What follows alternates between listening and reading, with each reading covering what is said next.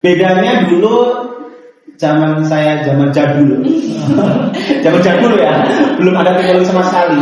Iya. Itu bedanya waktu setiap performa pemain per individu itu semua ada data statistiknya. Iya.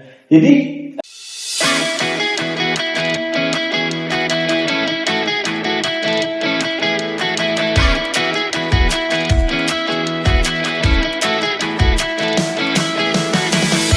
Halo guys, jumpa lagi di podcast 10 bersama aku Danias Pramadani di channel DKID. Kita bakal bahas seputar kemajuan teknologi, inovasi, dan juga dampaknya di kehidupan kita sehari-hari. Nah, di episode kali ini aku bakal ngobrol bersama beliau adalah seorang ketua harian Perbasi Pacitan yang erat kaitannya dengan olahraga, basket, ya terutama basket dan teknologi di kesehariannya bersama Mas Faris. iya. Halo Mas Faris. Halo, selamat pagi. Selamat pagi. Terima kasih sudah mengundang saya di podcast 10 DK. Oke, dari aku juga makasih banyak ya Mas udah mau berkenan hadir diundang sama kita tim podcast 10. Ini kesibukannya Mas hari ini? Hari ini kesibukannya menjalankan beberapa bisnis usaha. Oh iya. Iya, terus olahraga tentunya. Basket. Mungkin dong kalau nggak olahraga. Iya, basket terus non-stop setiap sore. Tiap sore ya? Iya, biar stamina tetap terjaga. Keren olahragawan. Salam olahraga. Salam olahraga.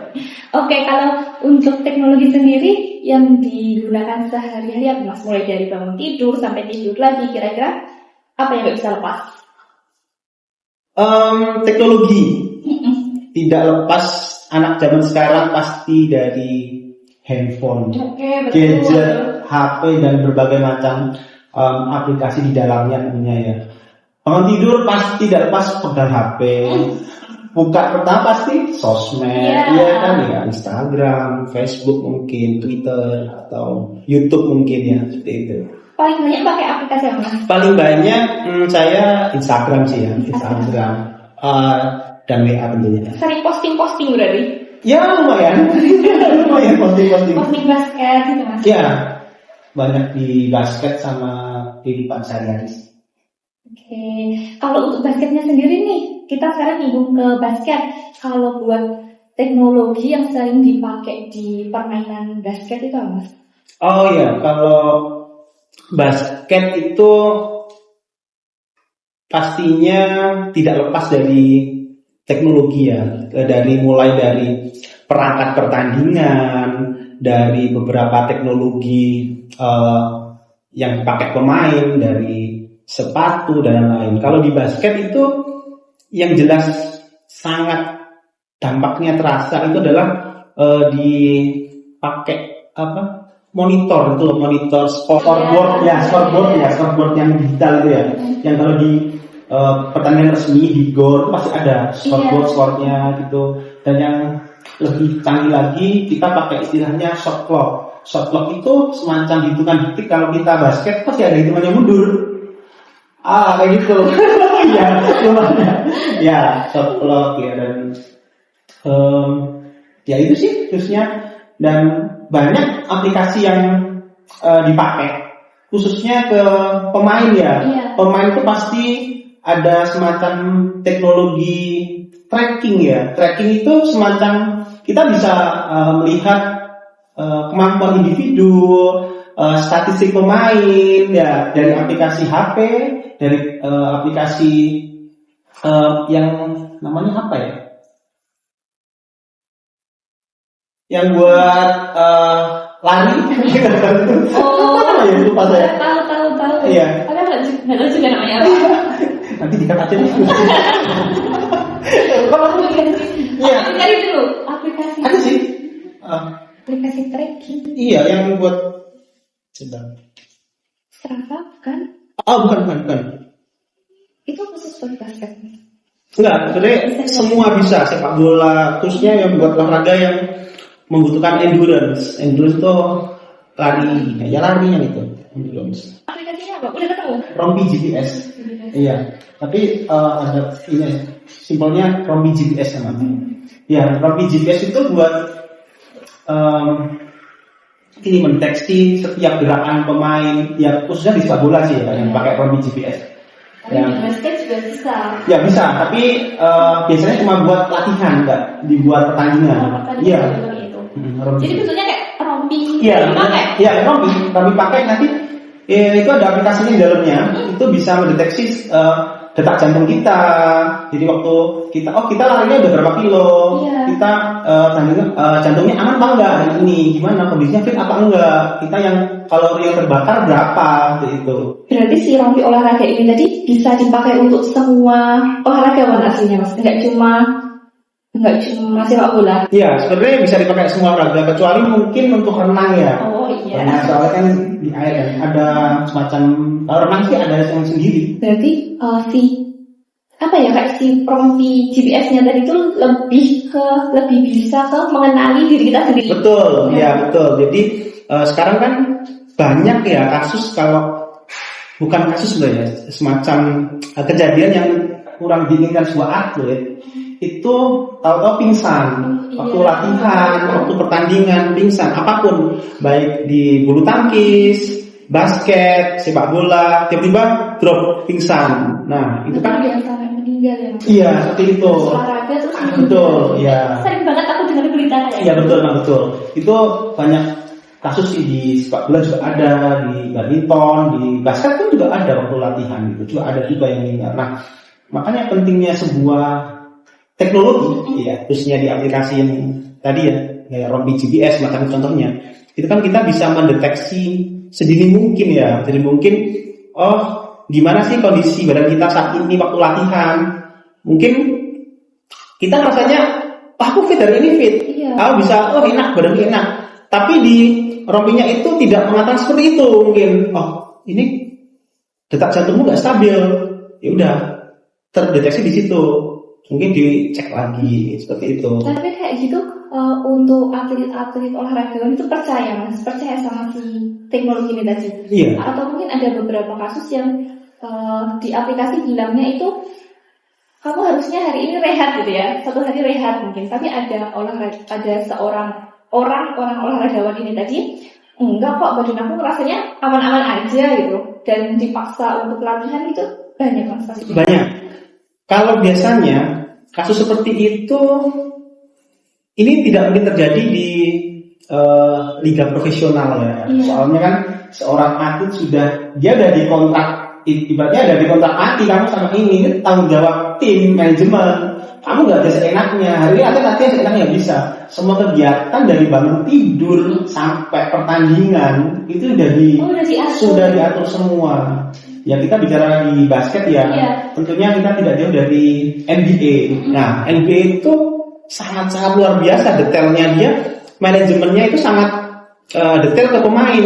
Dia dari bangun tidur jam sekian, habis itu agendanya apa, ini makannya pagi apa, siang apa, sorenya apa, malamnya sebelum pertandingan rata-rata malam kalau pertandingan di basket. NBA malam kan, rata-rata di sana itu malam. Jadi sebelum ke malamnya itu, dari pagi bangun itu udah diatur semua, dan tidak bisa pemain seenaknya. Itu pasti bisa melanggar kontrak ya seperti itu ya. Jadi udah detail. Jadi ada itu saking detailnya, itu ada pemain namanya Zion Williamson. Itu berat badannya sangat gemuk sekali, sampai dia tertera di kontraknya. Itu dia sampai ada kontraknya kamu harus nurunin berat badan sekian gitu. Sedetail itu. Iya, soal itu berpengaruh sama performance tentunya, jelas performance itu. Berarti secara nggak langsung data-data dari teknologi tadi itu berpengaruh sama performance. Sangat berpengaruh sekali. Walaupun kita sebagai misalnya pebasket yang masih awal-awal itu pasti bisa, nggak harus masuk NBA itu. Bisa. Mungkin kalau basket awal sekedar hobi ya, itu kan tidak semua pemain kan bisa pakai teknologi canggih itu ya. Nah, salah satu langkahnya apa ya? Kita harus rajin cek kesehatan aja, khususnya apa? Itu ke bagian jantung, itu jantung. Soalnya kan ada tuh untuk rekam jantung ya, ada kan tuh. Itu kira-kira jantungnya ada masalah apa, stabil atau enggak, mungkin detaknya gini itu. Kalau aku sendiri kan beberapa kali sering lari ya Mas ya, lari juga. Itu biasanya aku rekamnya pakai smartwatch itu, terus di HP di aplikasi gitu kan. Itu juga ada kayak detak jantungnya, terus hari ini kamu udah lari berapa kilo, terus kalau untuk berhenti rehat beberapa hari itu juga ada kayak gitu. Kalau di basket juga bisa Mas pakai kayak gitu? Iya bisa. Sebenarnya kayak smartwatch itu kan fiturnya banyak. Iya, fiturnya itu nggak cuma buat olahraga ya, buat kehidupan sehari-hari, kita jalan, kita apa sebenarnya bagus banget sih buat. Tapi di basket juga bisa juga. Tapi kan kalau bedanya kita sebagai orang biasa sama atlet itu kan beda. Iya. Kalau atlet kan lebih harus ke detail lagi kan, di terkait kondisi tubuhnya ya. Jadi mungkin kalau atlet lebih detailkan lagi, pakai teknologi lebih canggih lagi seperti itu. Ini tadi aku mau nyinggung ini agak beralih bukan dari teknologi ya Mas ya. Tadi Mas Faris bilang kalau di pertandingan basket itu kan ada skor-skornya itu kan juga pakai papannya dari teknologi ya. Iya. Itu hitungnya gimana sih Mas? Kok bisa ada plus 3? Oh iya. Kita sampai sekarang nggak ikut loh. Oh iya. Oke, gini jadi buat yang belum gitu paham soal rules aturan basket. Kok plus 3? Kok tiba-tiba cuma nambah 1? Oh iya. Banyak gitu. Ini apa sih yang dinilai gitu? Oh iya, kalau di basket itu poinnya itu dihitung kalau poinnya ada poin 1, 2, sama 3. Kalau kita poin biasa dari shooting, nembak biasa itu poinnya 2. Oke. Tapi kalau itu jaraknya nggak menentukan mau jauh. Ada semacam garis 3 point ya, garis 3 angka itu ada. Kalau kita di luar garis itu nembak nilai 3. Ya, gitu. Jadi ada poin di dalam itu 2. Kalau nembak di luar garis 3 point namanya ya, garis 3 point itu nilainya sekali masuk 3. Ya. Kalau poinnya itu kalau poinnya 1 itu kalau istilahnya free throw atau lemparan bebas. Ya kalau sepak bola penalti kali ya. Oh. Bebas itu poin 1. Walaupun jaraknya ke seberapa pun, ya poinnya 2. Gitu. Kalau di luar garis 3 point ya sekali poin 3. Seperti itu. Soalnya kalau bulu tangkis jelas ya kan, volley juga jelas. Terus sepak bola juga kalau masuk gawang 1 ya. Betul. Terus kalau basket kenapa ada 1, ada 2, ada plus 3 gitu. Boleh, jadi itu tergantung jarak. Iya, ada jaraknya sendiri sih. Iya betul. Saya juga sedikit menyinggung tadi soal shot clock ya. Iya itu mungkin tidak semua orang paham ya shot clock apa sih. Jadi shot clock itu semacam hitungan mundur. Jadi kalau di basket, kita main basket kan ya. Iya. Kalau kita main basket sore-sore hobi kan ya nggak ada semacam shot clock ya. Jadi kalau di pertandingan resmi itu ada shot clock. Setiap kita mau nyerang itu ada hitungan mundurnya 24 detik. Jadi pemain itu punya jatah 24 detik untuk menyerang ke ring lawan. Jadi kalau waktunya 24 detik habis, di sprint gitu. Iya, ditiup sama wasitnya bola pergantian penguasaan bola. Jadi ada kita ada waktunya gitu loh. Kita mau nyerang, nggak asal nyerang. Jadi tujuannya apa? Itu ada sejarahnya dulu. Iya, gini dulu waktu di basket era sekitar tahun 50-an ya di Amerika tentunya ya. Itu basket waktu dikenalkan pertama kali sangat membosankan. Kenapa? Karena banyak pemain tim itu mengulur waktu. Jadi waktu main game itu dia perlu waktu. Kalau udah unggul diulur waktunya. Passing nggak jelas passing. Cuma menghabiskan waktu mengulur. Nah dan itu sempat basket itu waktu era itu sempat drop. Bahkan penontonnya sampai berkurang drastis banget. Tahun 40-an nggak salah. Nanti dikoreksi ya kalau salah ya. Boleh komen nanti. Jadi setelah itu ditemukannya sebuah shot clock. Jadi hitungan mundur waktu penyerang. Nah setelah itu basket ratingnya jadi seru. naik lagi. Jadi kan pemainnya jadi buru-buru buru-buru poin lah, buru-buru ayo cepet poin. Kita waktunya cuma 24 detik buat nyerang gitu loh. Ya kalau di game resmi kan basket tuh 4 kali 10 menit ya. Jadi nggak bisa ya Mas kalau bawa bola ya kan bola basket gede tuh. Iya. Terus kita lari-lari itu nggak harus di dribble itu. Nggak bisa. Nggak bisa. Iya. Jadi bawa bola terus lari ke ringnya lawan itu nggak boleh ya? Nggak boleh, harus di dribble. Iya. Dan itu ada waktunya juga tadi. 24 detik cuma. Iya. Dan ini yang permainan lebih baru lagi itu di pertandingan namanya 3x3. Kalau dulu kan namanya 3-on-3 ya. Iya. Jadi cuma setengah lapangan. Setengah lapangan, jadi cuma satu ringnya. Pemainnya di lapangan 3, 3-on-3 gitu. Nah, itu Sekarang namanya 3x3 namanya. Jadi Iya, kalau dulu 3x3 itu cuma buat permainan aja sih, permainan tidak dilombakan. Tapi sekarang sejak Olimpiade 2020 itu sudah dipertandingkan secara resmi 3x3. Jadi pemainnya cuma 3. Iya, di lapangan. Iya, kalau 3 dia cuma setengah lapangan mainnya, setengah lapangan dan cadangannya 1. Tuh. Dan itu waktunya shot clock-nya lebih mepet lagi. Cuma 12 detik. Separuhnya juga. Iya, sangat mepet. Jadi harus buru-buru nyerang.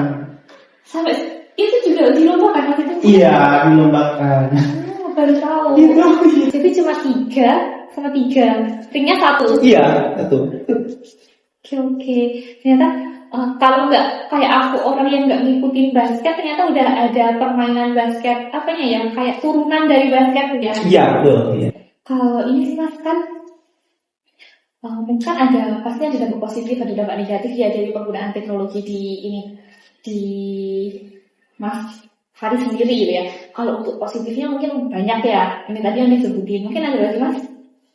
Ya, jadi untuk kita positifnya dulu aja ya. Iya. Ya, oke. Positifnya tentunya kita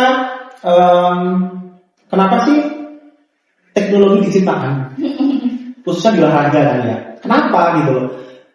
Sebenarnya tujuannya untuk prestasi, jelas. Dengan teknologi berharapnya atlet itu lebih menjulang prestasi. Salah satu caranya apa? Dengan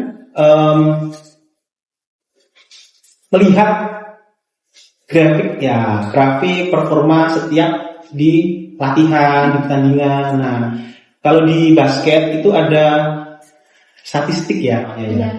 Jadi setiap pemain itu, setiap performa pemain per individu itu semua ada data statistiknya.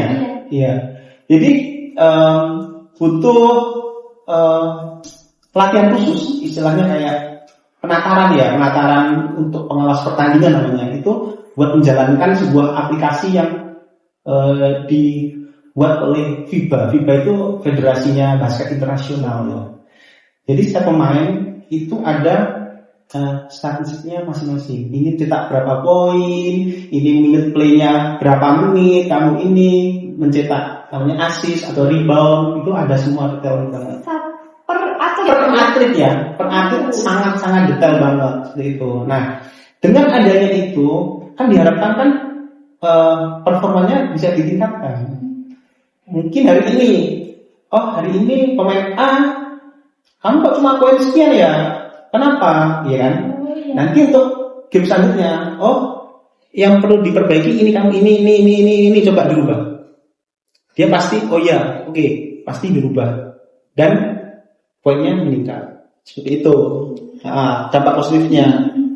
Dan tadi langsung ke dampak negatif. Boleh langsung. Oke. Dampak negatifnya jadi di olahraga pada umumnya, tidak cuma basket ya, ini ada basket, ada renang, juga ada lari, ada. Jadi itu ada istilah doping teknologi. Iya. Iya, mungkin sudah pernah dengar ya, doping teknologi ya. Itu yang teknologi yang digunakan secara berlebihan. Contoh ya, kalau di basket itu doping teknologinya dulu pernah sebuah sepatu. Sepatu itu namanya satunya APL Concept One. Itu sepatu itu diciptakan untuk menambah lompatan pemain. Oh, iya. Jadi emang terbukti benar. Jadi pemain itu udah dicoba sama beberapa pemain pro, itu pakai sepatu itu. Iya, lompatannya lebih tinggi berapa inci ya? 4 inci atau 2 inci gitu. Iya banget. Iya. Inci loh ya. Iya. Inci kan udah lumayan. Dan setelah beberapa pemain pakai itu, akhirnya dari pihak liga profesional sana ya, NBA khususnya ya, dia langsung turun lapangan ngecek sepatu itu, dan ternyata di ban untuk tidak boleh dipakai karena itu udah melampaui ibaratnya sisi manusianya gitu ya. Jadi kan kalau di olahraga jangan sampai kamu tuh naruh ya natural brand kamu sampai lebih kemampuan gitu loh maksudnya. Jadi jamnya bisa nambah. Iya. Tapi kalau di lari aku juga pernah dengar kayak gitu.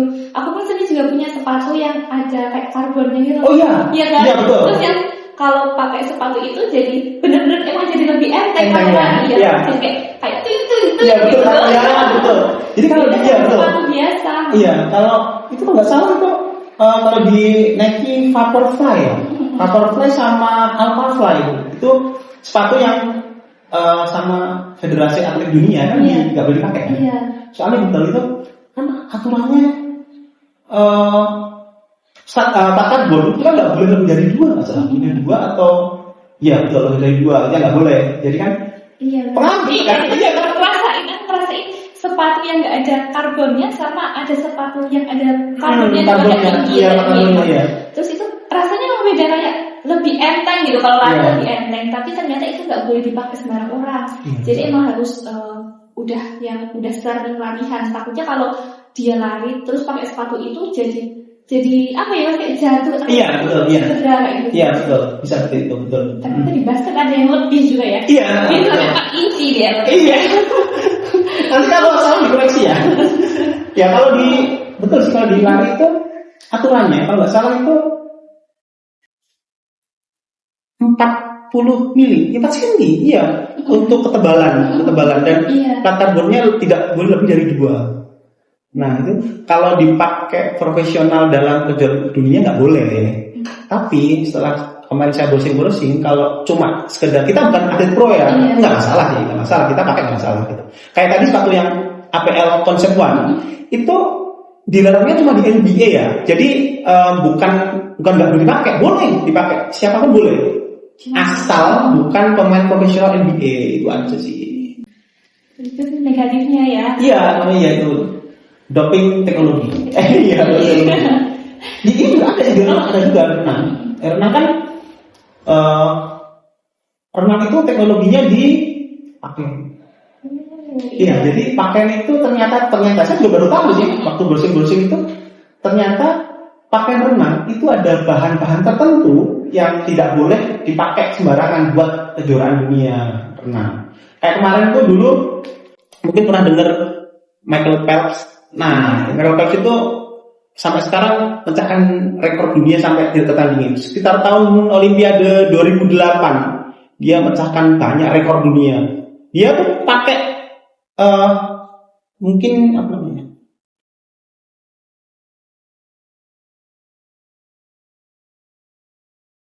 Ya, Speedo LZR Racer namanya. Saya juga baru browsing tahu. Itu apa, Mas? Iya, itu semacam brand pakaian. Iya. Itu yang dibuat khusus. Jadi semacam kayak kedap air ya. Kedap air jadi kalau renang itu jadi kedap air, sirkulasinya di dalam jadi lancar. Jadi pernapasan itu jadi lebih banyak oksigen di dalam balik ininya. Iya. Jadi semacam sedikit mengaku. Oh, Mungkin itu. Iya. Koreksi kalau salah ya. Ya, Bang, kita sama-sama belajar. Iya. Speedo LZR Racer. Dan itu di ban juga, tidak boleh dipakai kalau di kejuaraan dunia dulu. Ya mungkin sekarang sudah dirubah ya. Dulu yang pakai itu yang terkenal adalah Michael Phelps. Jadi lebih cepat ya renangnya. Iya, dan tentunya pengaruh juga kan, lebih daya akumnya di air kan, walaupun itu pasti pengaruh Iya, kan ya. kan untuk bimbingan mungkin ya. Betul, iya. Banyak juga ya ternyata teknologi yang dipakai. Iya. Ya. Beda cabur, beda aplikasi mungkin ya. Iya, betul. Betul seperti itu ya. Terus boleh diminum dulu ini. Oke. Minum dulu.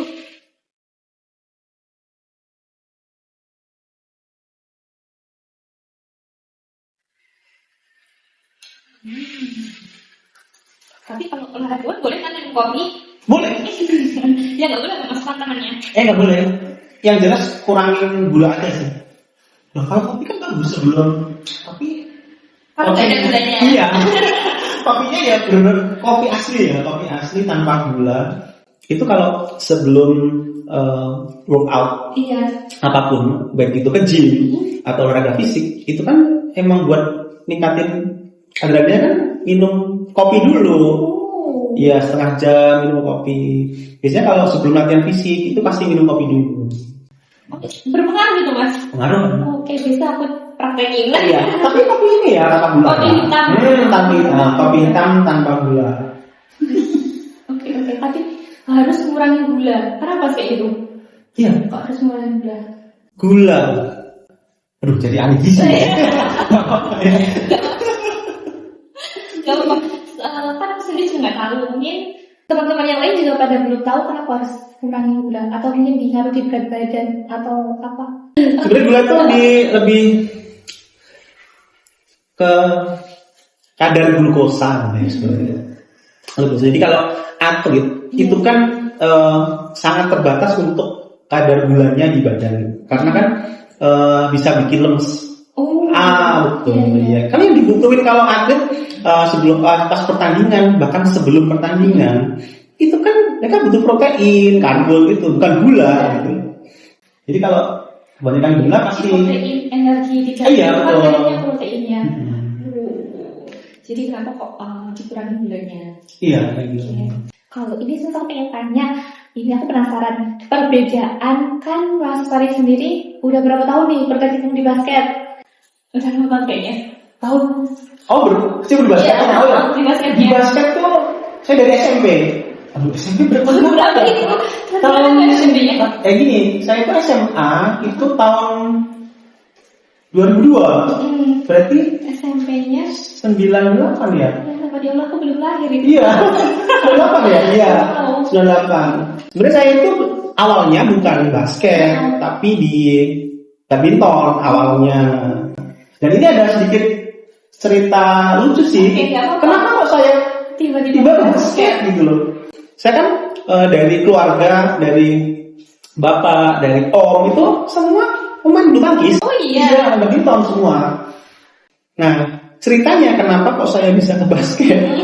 Itu gara-gara raket favorit saya itu patah. Iya. Kalau nggak ada raket yang ngerasa nyaman, kalau udah gimana ya, kalau udah pakai ini udah shock gitu loh, itu rusak patah, terus bingung, nyoba raket ini nggak cocok, raket ini nggak cocok, galau akhirnya iseng-iseng aja sih, iseng-iseng main di alun-alun. Itu iya itu dulu, cuma iseng-iseng aja, ambil bola, iseng-iseng aja, keterusan deh. Bablas sampai sekarang. Iya, sampai sekarang. Jadi ketua harian malah. Iya, dari ketua pengasi malah dulu. Dari SMP. Jadi ngalamin ya mas, di mana hari-hari main basket itu tanpa teknologi. Iya kan? Banget. Saya ngalami banget. Hampir separuhnya kan teknologi baru akhir-akhir ini ya. Iya, maksudnya iya. Teknologi yang bedanya apa mas? Di mana gitu? Bedanya itu di mana? Iya. Bedanya dulu zaman jadul. Zaman jadul ya, belum ada teknologi sama sekali. Iya. Itu bedanya waktu latihan. Kalau sekarang, iya.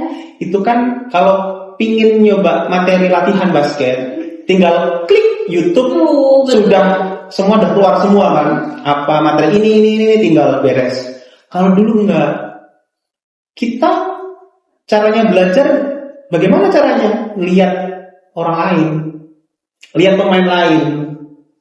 Itu ada mas-mas, ada kakak dulu senior main. Kita contoh seperti itu. Jadi sering nonton pertandingan. Iya, seperti itu. Iya, itu. Kalau sekarang nontonnya di YouTube. Tinggal di YouTube aja sudah beres. Diulang-ulang bisa ya. Bisa, Di betul. slow motion juga bisa ya. Bisa, ya.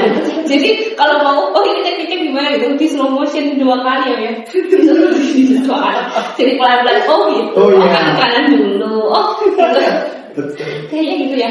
Oh, jadi bedanya di latihan antara biasanya nonton live, sekarang nontonnya di YouTube. Iya, betul. Jadi sering juga Mas ngasih tips-tips kayak gitu ke anak didiknya. Sering. Sering. Iya, sering. Kenapa? Saya itu dulu waktu dari SMA kuliah di Solo, itu dulu tujuan saya bukan pengen jadi pemain sebenarnya. Kan kalau biasanya aku pengen keluar kota deh, pengen jadi atlet ya. Iya. Gitu. Kalau saya itu enggak. Saya ingin kuliah di Solo, saya pengen belajar basket, pengen jadi pelatih basket loh. Kan jarang kan ya? Iya. Akhirnya Mas dari kuliahnya kemarin. Kenapa? Kuliahnya kemarin ambil apa? Iya. Kuliahnya ngambil di fisik malah. Oh iya. Iya, di fisik Pol di UNS Solo. Wah, di situ. Ngambilnya enggak olahraga. Kenapa nggak ambil olahraga? Apa sih kalau olahraga itu? Fit up. PCKM. Apa Apa sih itu? Dulu iya, POK dulu. Iya. Tapi latihan olahraga. Iya. Apa ya? Apa sih namanya tulisannya tuh? Iya, lupa ya itu di UNS itu. Saya ngambilnya malah bukan di olahraga. Nyasar. Kuliahnya nyasar. Nyasar. Makanya sekarang jadi pelatih. Oh, iya. Basket. Cita-citanya tercapai. Alhamdulillah. Enggak semua orang bisa loh mencapai cita-cita. Alhamdulillah. Banyak Mas anak didiknya sekarang. Ya lumayan sih, lumayan banyak sih. Ya. Dari kelas berapa? Kakak usianya berapa? Dari paling kecil paling kecil berapa? SD. SD. Iya SD itu kelas 3 itu ada juga. Saya kan sebenarnya di private kan, di ya private itu kelas 3 itu. Kelas 3 itu masih kecil loh, iya. Iya, jadi kan itu yang sebenarnya yang pengen tuh orang tuanya hubungin, calling gitu, hubungin. Ini anak saya pengen belajar basket, pengen lihat di Analon kok seru. Umurnya berapa? Saya tanya gitu kan. Ini baru kelas 3 SD tuh, 3 SD, nggak apa-apa. Nggak apa-apa yang sering. Nggak apa-apa, iya. Kalau paling dewasa usia berapa? SMA. Dewasa SMP sih ya, SMP. Soalnya kan saya fokus di fundamental dasar ya. Jadi kalau SMA itu udah menuju ke prestasi sebenarnya. Jadi kalau di basket tuh ada tingkatannya kepelatihannya. Itu dari SD buat Evan, senang-senang dulu. Jadi kalau pelatih untuk SD itu jangan sebisa mungkin jangan terlalu mengejar prestasi, ditekan terus. Kasihan anak SD kan belum paham gitu. Yang penting bikin aja mereka enjoy aja, udah main-main, kebuyaan udah biarin aja gitu. Kalau udah ke tingkat SMP ya KU 14 ya 14-15 itu udah diajari fundamental, mungkin taktik, pola yang benar, cara basket yang sedikit lebih tertata rapi dari SD. Nah kalau udah ke SMA KU 18-17 itu baru ke prestasi situ. Jadi kalau latih pemain jangan asal latih gitu loh. Kasihan nanti kalau anak SD dimarah-marahin kasihan nanti. Ya seringnya gitu ya kalau jadi atlet itu pandangannya tekanan nih kayaknya. Iya betul. Sama satu lagi aku pengen ini emang kan banyak nih omongan orang-orang ya. Emang iya kalau basket itu bikin tinggi ya Mas? Ada terus apa? Banyak banget main basket biar tinggi gitu. Oke, ini saya jawab biar netral aja ya. Iya. Sebenarnya Enggak. olahraga bukan begitu. Sebenarnya banyak sih olahraga yang mungkin berpengaruh bisa mempercepat gitu ya. Ya sebenarnya semua olahraga bagus. Udah catat itu ya. Semua olahraga bagus. Tidak ada yang olahraga yang tidak bagus buat tubuh. Olahraga bagus. Basket, voli, renang, apapun bagus. Yang penting kita bisa melatih badan kita dengan baik dan tahu kondisi kita waktu latihan. Renang juga banyak bikin tinggi, bisa. volley tinggi bisa, basket tinggi bisa. Yang penting nutrisi kita terjaga dengan baik, itu intinya. Jadi iya dong, harus diimbangi. Kan banyak atlet bulu tangkis tinggi banyak, atlet basket kurang tinggi juga banyak gitu loh. Jadi tidak harus ini tinggi pasti basket nih, tinggi pasti enggak. Iya, soalnya sering banget nih kalau orang main basket biasanya tinggi-tinggi ya. Iya, biasanya tinggi ya. Tinggi. Ya, biasanya tinggi. Itu ringnya berapa meter sih Mas itu? Ringnya itu kalau ringnya itu 40 diameter ya? Iya. Jadi apa? Garisnya 45 cm. Oke, kalau tingginya? Tingginya kalau yang profesional sesuai aturan FIBA itu 3 meter 5 cm. Oh, tinggi banget. Iya, gitu. 305. Jadi 3 meter 5 cm ya? Iya, 3 meter. Iya. Ini cuma kaliku. Ini banget ya berarti. Oke, aku mau itu dong. Kalau misalnya buat teman-teman yang belum main basket kali ya, buat yang hobinya bukan di basket, kira-kira ada aplikasi atau mungkin pesan dari Mas Faris buat mungkin Mas Faris menemukan sesuatu di basket gitu ya, menemukan sesuatu di basket terus yang harus teman-teman lain tuh tahu gitu, ada nggak? Ada. Iya. Buat yang pengen menyalurkan hobi, pengen berinteraksi sosial, kerjasama tim yang baik satu sama lain, join di basket. Banyak ilmu di situ yang kalian dapat. Catat. Kalian di situ bisa belajar teamwork, belajar bagaimana kita harus mengurangi ego kita, karena basket kan olahraga tim ya, dan tim kita nggak bisa menaikkan ego kita di situ, karena bagaimanapun di basket itu teamwork nomor 1, kerjasama tim nomor 1. Kalian nggak bisa menang, nggak bisa meraih kesuksesan tanpa bantuan teman kalian di tim. Oke, jadi kalau banyak waktu saya latih terus dapat champion juara, ditanya pelatihnya hebat ya? Enggak, saya nggak hebat. Bukan saya. Ini anak-anak dik saya yang hebat. Mereka bekerjasama dengan baik. Saya cuma ngasih jalan aja, ngasih pengarahan aja. Jadi teamwork nomor 1. Itu nggak ditemukan di tempat lain, maksudnya kita kayak aku sendiri pun kalau lari ya udah sendirian gitu kan, sendiri lah. Kalau di basket berarti timnya nomor 1. Iya, teamwork nomor 1. Jadi kita harus saling bersaing. Kita nggak bisa menang kalau kita nggak percaya sama betul, teman kita. Betul sekali. Kita marah-marah Mas kayak itu. Marah-marah. Kalau di tim itu, kalau temennya nggak benar itu dimarahin nggak? Enggak dimarahin sih, cuma dibentak aja. Enggak. Jadi mungkin beberapa ada yang tahu ya karakter saya seperti apa kalau mati. Saya tuh sebenarnya nggak galak, cuma disiplin tinggi aja sih, disiplin. Jadi sangat disiplin.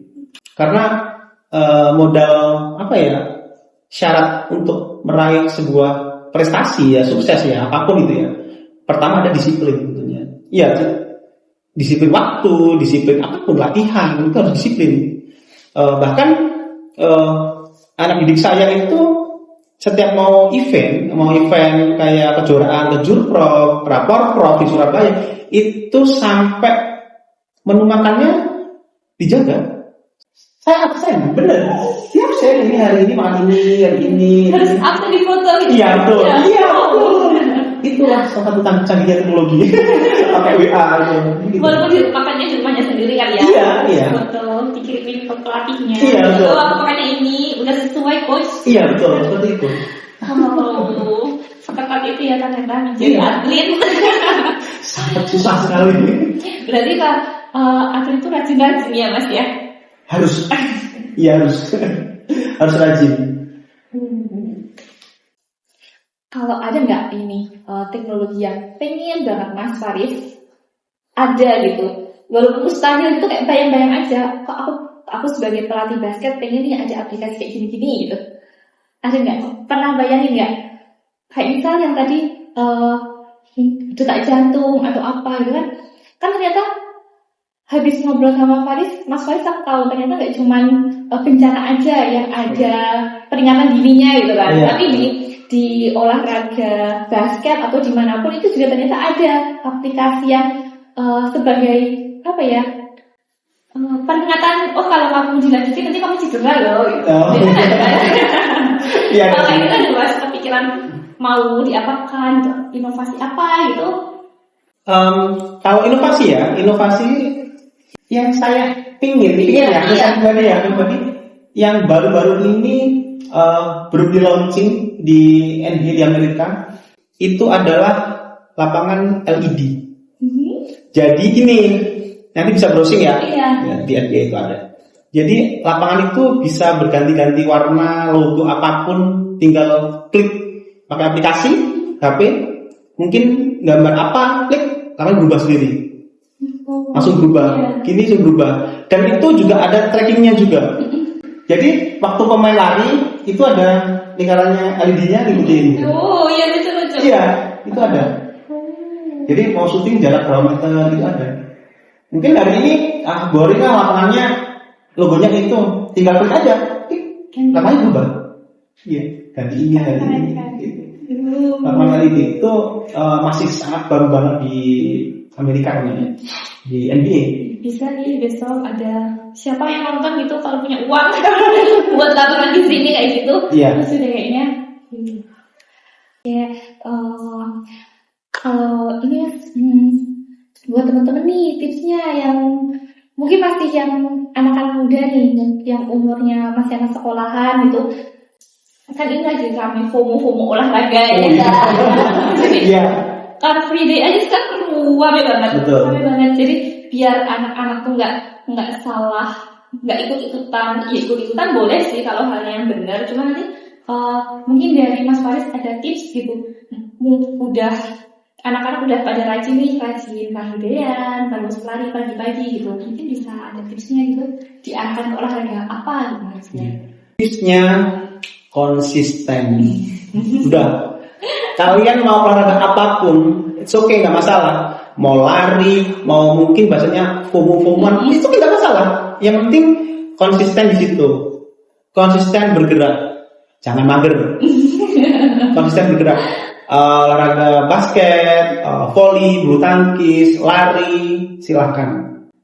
Padahal belum ada cita-cita. Belum ada. Ya besok harus ada yang ada.